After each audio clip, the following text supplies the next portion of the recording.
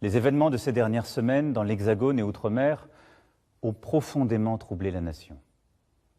Ils ont mêlé des revendications légitimes et un enchaînement de violences inadmissibles.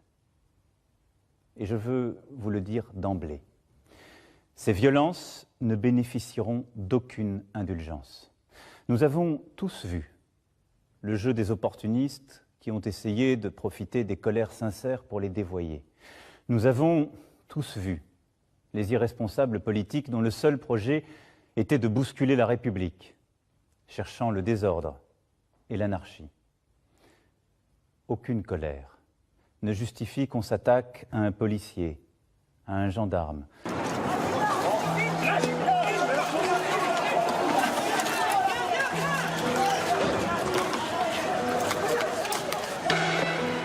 Lâche maintenant. Et dégage-toi. Nourriture. Casse-toi. Allez, on y va. Les gars. Comment? J'essaie de partir à moi. Je suis pacifiste. Je voulais pas avancer à leur vitesse. Et moi, je me bats ici pour ma fille. J'ai fait 4 putains d'heures de route pour me battre pour ma fille. Et eux, je vais pas assez vite. Bonjour, s'il vous plaît, au revoir. C'est la base.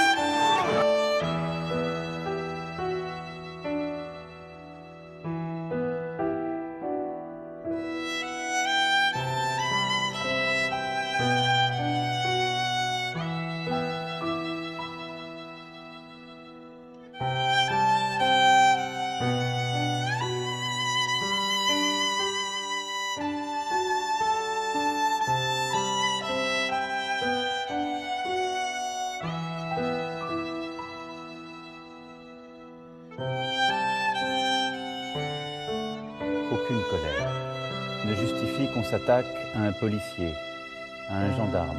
Françaises, Français. Nous voilà ensemble. La tension est à son comble sur le rond-point de Penarleuse.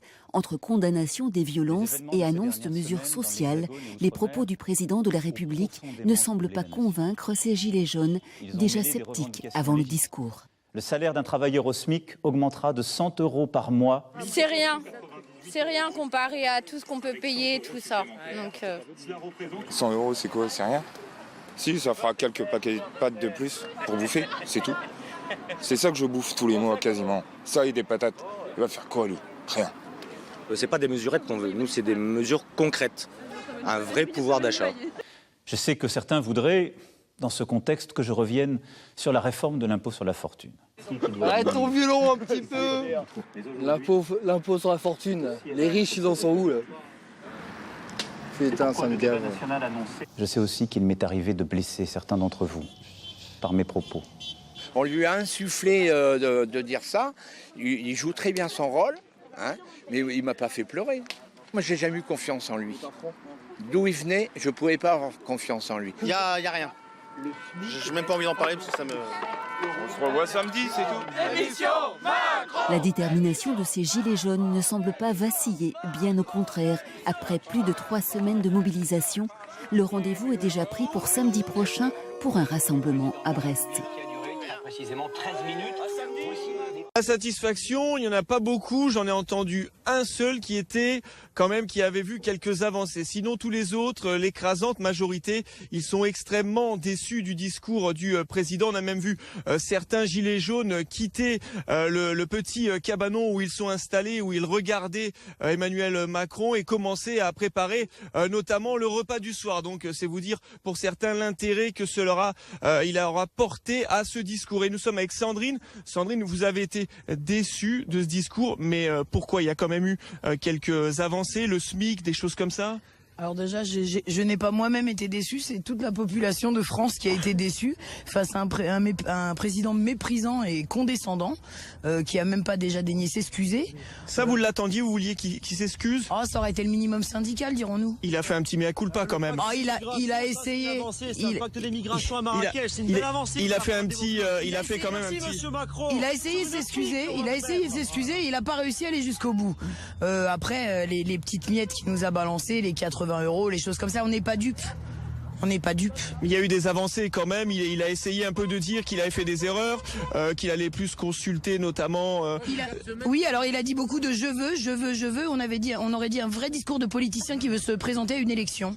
On dirait qu'il voulait qu'on réélise Macron. Qu'est-ce que vous voulez, vous? Je crois que qu'ils veulent qu'il s'en aille déjà. Enfin, vous voulez qu'il s'en aille, je crois, non?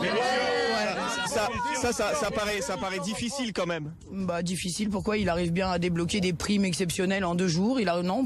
S'il veut demain, vous pouvez démissionner, non? Lui aussi. Non, donc l'acte 5 y a pas, comme je disais, pour nous, il n'y a pas d'acte 5, c'est un acte de tous les jours, ça fait pratiquement 30 jours qu'on habite dehors, qu'on a laissé nos... Voilà, j'en appelle pas personnellement à tout casser. À un moment donné, on se bat pas spécialement contre Monsieur Macron, on se bat contre 40 ans de gouvernements successifs qui sont en train de nous, excusez-moi du terme, de la mettre profond. Il y en a marre qu'il y en a qui crèvent de faim pendant qu'il y en a qui vivent dans des hautes sphères. Ils ont qu'à vider leurs poches avant de vider les nôtres de poches. On n'en a plus d'argent dedans. Il y a les multinationales, il y a tout ce qui y a de l'argent, il y en a et partout. D'accord. Merci Sandrine, merci de nous avoir répondu. Voilà, et ils continueront donc le mouvement ici à Plus sur Argent.